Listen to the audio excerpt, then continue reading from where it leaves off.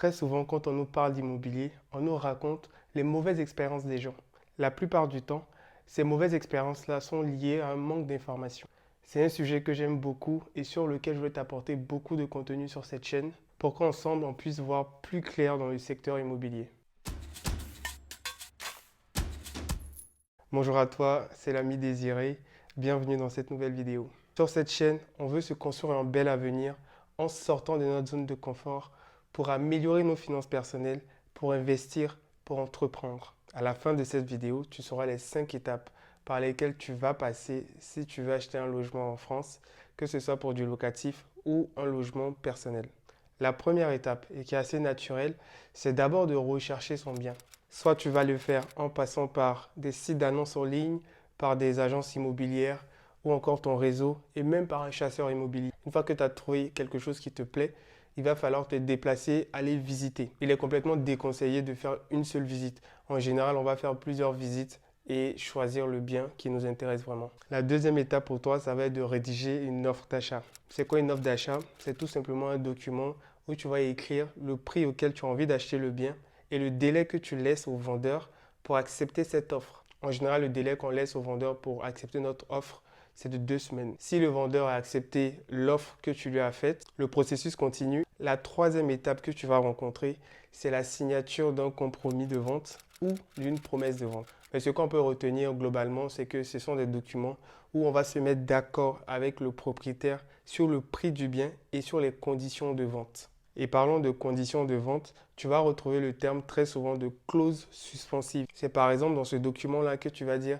une clause suspensive qui peut être si la banque me prête à plus de 2%, je sors de la vente sans pénalité. Et tu peux mettre toutes les clauses suspensives que tu veux dans ce document-là, du moment où toi et le vendeur, vous acceptez de signer le document. Tu peux dire par exemple que le jour de la signature, s'il ne fait pas 24 degrés exactement, tu sors de la signature, tu n'achètes pas le bien.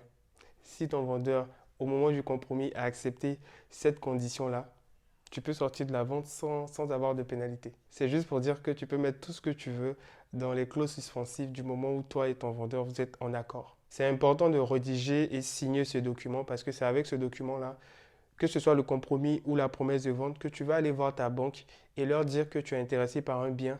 Et comme ça, la banque va voir le montant du bien sur le compromis et en fonction de ça, va dire je te finance ou je ne te finance pas. Ce qu'il faut savoir, c'est que quand tu signes un compromis ou une promesse de vente, il y a un délai légal qui est de 10 jours pour pouvoir te rétracter. Ça veut dire que tu as 10 jours pour pouvoir sortir de la vente sans avoir de pénalité. Au-delà de 10 jours, si tu veux te rétracter, il faut que ce soit une condition qui était marquée dans les clauses suspensives. Sinon, tu ne pourras pas te désengager sans verser de pénalité au vendeur. La quatrième étape que tu vas rencontrer, c'est la recherche de financement.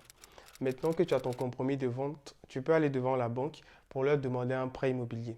À ce moment-là, le banquier va prendre ton compromis ou ta promesse de vente, il va lire le montant qui est là-dessus et en fonction de ça, il va faire sa simulation et te dire s'il te suit ou ne te suit pas. Si la banque est OK pour te suivre, elle va te rédiger une offre de prêt. Si elle refuse, elle va te faire une lettre de refus. Et avec cette lettre de refus-là, tu pourras venir dire à ton vendeur, j'ai essayé de contracter un prêt, mais la banque m'a refusé. Donc, je sors de la vente sans pénalité. Il faut aussi avoir bien marqué dans le compromis ou dans la promesse de vente, dans les clauses suspensives, que si tu n'as pas ton prêt, naturellement, tu sors de la vente. Et en général, les pénalités, c'est à peu près 10% du montant du bien. Donc, si tu es en train d'acheter un bien qui coûte 200 000 euros, 10% de 200 000 euros, ça fait quand même 20 000 euros.